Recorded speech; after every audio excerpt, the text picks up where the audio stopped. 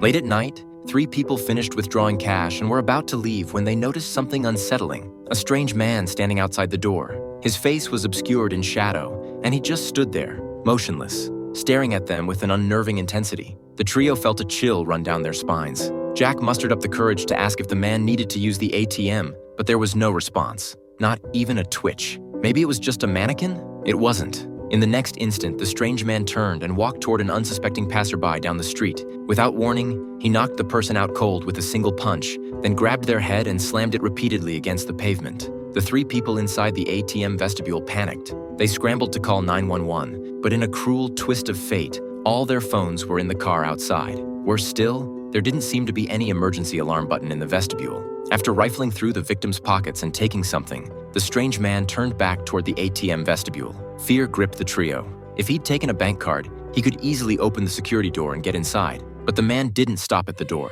Instead, he circled around to the back of the building. Just as they were wondering what he was up to, violent banging erupted from behind them. The good news? He hadn't gotten a bank card and couldn't get in. The bad news? The power went out. It became clear what the stranger's plan was: cut off the heating system. This was a Canadian winter, after all. Without heat, they'd freeze to death before morning. Just then, a police car cruised by. The three waved frantically and screamed for help like drowning victims spotting a lifeboat. But the soundproof glass was too effective. Their desperate cries went unheard. If they couldn't count on outside help, they'd have to save themselves. Anna removed her earrings, Jack took off his watch, and Henry pulled out his $500 in cash. They pooled their valuables together in a desperate gambit for survival. Henry volunteered to be their negotiator.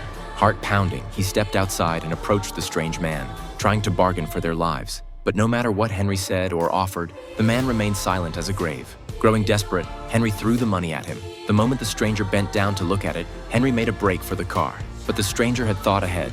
He'd cut the car's fuses.